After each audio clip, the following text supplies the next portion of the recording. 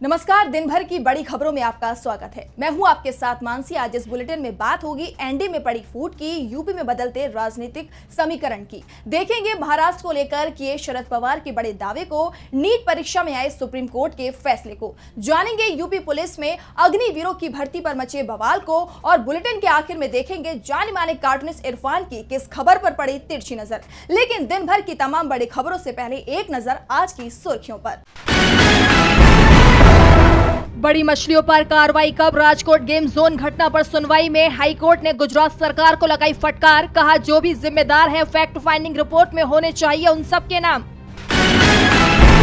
लगातार तीसरी बार राष्ट्रीय सुरक्षा सलाहकार बनाए गए अजीत डोभाल, पीएम मोदी के प्रधान सचिव पद पर बने रहेंगे पीके मिश्रा। संघ और बीजेपी के रिश्तों में दरार की खबरों के बीच शिवसेना यूपीटी सांसद संजय राउत का बड़ा बयान आया सामने। कहा बीजेपी में नहीं सुनी जाती संघ की बात। और शेयर बाजार में तेजी, 204 अंकों की तेजी के साथ 76,810 पर बंद हुआ सेंसेक्स, तो 75 अंकों की तेजी के साथ 23,398 पर बंद हुआ निफ्टी। ये तो थी सुर्खियां। अब बात आज की सबसे बड़ी खबर की। लोकसभा चुनावों के बाद से एनडीए में घमासान मचा हुआ है। पीएम मोदी ने नारा 400 पार कर दिया था, लेकिन सीटें बहुमत से भी कम रह गईं। ऐसे में हार के बाद एनडीए कमजोर होता दिखाई दे रहा है। गठबंधन में भगदड़ जैसे हालात बन रहे हैं। तो क्या है पूरी खबर, जानने के लिए देखिए ये रिपोर्ट। एनडीए में भगदड़ के हालात दिखाई दे रहे हैं। महाराष्ट्र और यूपी से बीजेपी को उम्मीद थी कि एनडीए स्वीप करेगा, लेकिन यहाँ इंडिया गठबंधन ने जबरदस्त प्रदर्शन किया। महाराष्ट्र में इंडिया 5 सीट से बढ़कर 30 हो गया, तो बिहार में 1 से बढ़कर 10 तक पहुंच गया। अब हार को लेकर एनडीए के सहयोगी बीजेपी और पीएम मोदी को जिम्मेदार मान रहे हैं। शिवसेना, एनसीपी, जेडीयू ने पीएम मोदी के 400 पार के नारे को हार के लिए बड़ा कारण बताया है। तो इस बीच अचानक ही नीतीश की चुप्पी की खबर भी सामने आने लगी है। आरजेडी ने तो साफ कर दिया कि अगर नीतीश चुप है तो फिर वो कोई बड़ा फैसला लेने वाले हैं। नीतीश कुमार की मोदी से दूरी भी कुछ ऐसे ही संकेत दे रही है। दरअसल मोदी कैबिनेट के गठन के बाद से नीतीश नाराज हैं। वो केंद्र में मिले 2 मंत्री पद और जेडीयू मंत्रियों के मनचाहे मंत्रालय नहीं मिलने के चलते नाराज हैं, और संकेत मिल रहे हैं कि वो जल्द ही पाला बदल सकते हैं। तो दूसरी तरफ महाराष्ट्र में बीजेपी के सहयोगी एमएनएस ने गठबंधन तोड़ने की बात कह दी है। राज ठाकरे ने महाराष्ट्र विधानसभा चुनाव अकेले लड़ने की बात कही है, तो अजित पवार की तरफ से भी संकेत मिल रहे हैं कि वो एनडीए छोड़ सकते हैं। लोकसभा चुनाव परिणाम सामने आने के बाद से अजित पवार की एनसीपी की पाला बदलने की खबरें सामने आने लगी थी। इसके अलावा और भी कई पार्टियां एनडीए छोड़ने की तैयारी कर रही हैं। इस बीच बीजेपी के अंदर भी हलचल मची हुई है। टीएमसी ने दावा किया कि बीजेपी के 3 सांसद उसके साथ आने को तैयार हैं। तो यूपी में 4 से 5 बीजेपी सांसदों के सपा के संपर्क में होने की बात भी सामने आई है। यानी कि ये साफ है कि अगर नीतीश कुमार ने पाला बदला तो बीजेपी के साथ इंडिया बड़ा खेल कर देगा। लोकसभा चुनाव में खराब प्रदर्शन के बाद एनडीए में तकरार की लगातार खबरें सामने आ रही हैं। तो वहीं इस बीच आरएसएस प्रमुख मोहन भागवत और यूपी के सीएम योगी के जल्दी मुलाकात की खबरें भी सामने आ रही हैं। ये मुलाकात गोरखपुर में होने वाली है। इस मुलाकात को दिल्ली में बड़े बदलाव से जोड़कर देखा जा रहा है। देखिए ये रिपोर्ट। संघ के बीजेपी से नाराज होने की खबरें लगातार सामने आ रही है। पहले आरएसएस प्रमुख मोहन भागवत ने बीजेपी, खासकर पीएम मोदी के खिलाफ आलोचनात्मक बयान दिए, और अब उनके उत्तर प्रदेश के मुख्यमंत्री योगी आदित्यनाथ से मुलाकात करने की खबर सामने आ रही है, जिसके बाद सियासी गलियारों में चर्चाएं काफी तेज हैं।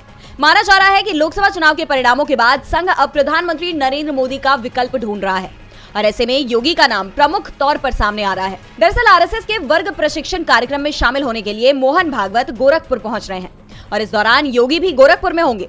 दोनों हस्तियों की मुलाकात होना तय माना जा रहा है। सिर्फ मुलाकात का समय तय होना है, और इसे लेकर कई तरह की चर्चाएं शुरू हो गई हैं। वो भी तब जब इस बार के चुनाव में यूपी में बीजेपी को करारी हार का सामना करना पड़ा है। एनडीए के सहयोगी दल इस हार का ठीकरा पीएम मोदी के सिर पर फोड़ रहे हैं, तो अब संघ का भी रवैया पीएम को लेकर सख्त होता दिखाई दे रहा है। ऐसे में माना जा रहा है कि संघ पीएम मोदी के विकल्प की तलाश में जुट गया है, जिसमें योगी प्रमुख दावेदार दिखाई दे रहे हैं। कयास लगाए जा रहे हैं कि इस मुलाकात में भागवत योगी को यूपी के सीएम पद से हटाकर देश का पीएम बनाने को लेकर चर्चा कर सकते हैं। लोकसभा चुनाव के बाद से ही बीजेपी के अंदर टकराव तेज होता दिखाई दे रहा है। अब कुर्सी किसकी जाती है, इस पर निगाहें बनी हुई हैं। तो वहीं एनसीपी एसपी के चीफ शरद पवार ने बड़ा दावा किया है। उन्होंने कहा कि सत्ता की कुर्सी एनडीए के पास 4 से 6 महीने भी टिकने वाली नहीं है। इंडिया सरकार बनाएगा। तो क्या कहा पवार ने, जानने के लिए देखिए ये रिपोर्ट। महाराष्ट्र में सियासत उफान पर है। आगामी विधानसभा चुनाव से पहले बड़े उलटफेर के संकेत मिल रहे हैं, और इस बीच एनसीपी शरद चंद्र पवार के प्रमुख शरद पवार का बयान सामने आया है। शरद पवार ने कहा कि महाराष्ट्र में मुझे सरकार बदलने में 5 से 6 महीने लगेंगे। उनके इस दावे ने विरोधी दलों की हवा टाइट कर दी है। पवार ने किसानों के मुद्दे पर सत्ताधारी गठबंधन पर निशाना साधते हुए कहा कि अगर सरकार हमारी नहीं सुनेगी तो हम लोगों को सड़क पर उतरना होगा। कई मुद्दे हैं जिनका समाधान एक दिन में नहीं होगा। शरद पवार एक तरफ महाराष्ट्र में सरकार बदलने का दावा कर रहे हैं तो दूसरी तरफ पीएम मोदी पर भी हमलावर नजर आ रहे हैं। पीएम मोदी की छवि पर तंज कसते हुए पवार ने कहा कि इस बार का चुनाव बहुत अलग था। इस चुनाव में शुरुआत में एक छवि बनी थी कि मोदी है तो मुमकिन है। कहा गया कि मोदी की गारंटी है, लेकिन आखिरकार क्या हुआ? पीएम के चुनावी भाषणों की आलोचना करते हुए पवार ने कहा कि चुनाव प्रचार में कुछ नियमों का पालन करना होता है, सभ्यता को कायम रखना चाहिए। चुनाव के दौरान कहीं भी जाति और धर्म से जुड़े मसलों को उठाने की अनुमति नहीं दी जानी चाहिए। राज्य में आगामी विधानसभा चुनाव से पहले शरद पवार ने जन संवाद शुरू कर दिया है। जनता के मुद्दों पर आवाज उठाने के साथ ही वो बीजेपी पर तीखे हमले करते हुए दिखाई दे रहे हैं। उनके लगातार बयानों ने विरोधी दलों की चिंता बढ़ा दी है। बीजेपी लगातार दबाव में दिखाई दे रही है और इस बीच नीट परीक्षा में गड़बड़ी का मामला भी सामने आया है, जिसमें पार्टी की मुश्किलें और भी ज्यादा बढ़ती जा रही हैं। इस मामले में आज सुप्रीम कोर्ट ने बड़ा फैसला सुनाया है। तो क्या फैसला सुनाया है कोर्ट ने, जानने के लिए देखिए ये रिपोर्ट। देश भर में नीट घोटाले का मामला गरमाया हुआ है। नीट एग्जाम में हुई धांधली को लेकर छात्रों में काफी गुस्सा है। ऐसे में गुरुवार को सुप्रीम कोर्ट ने नीट परीक्षा को दोबारा करवाने के निर्देश दिए हैं, लेकिन केवल ग्रेस मार्क्स पाने वाले 1563 अभ्यर्थी ही ये परीक्षा दोबारा देंगे। 23 जून को परीक्षा होगी और 30 जून तक नतीजे आ जाएंगे। इसके अलावा छात्रों को दिए गए ग्रेस नंबर भी रद्द किए जाएंगे। लेकिन इस फैसले से भी मोदी सरकार की मुश्किलें कम होती हुई नजर नहीं आ रही। इसे लेकर छात्रों, अभिभावकों, शिक्षण संस्थान तो पहले से ही मोदी सरकार पर हमलावर हैं। तो वहीं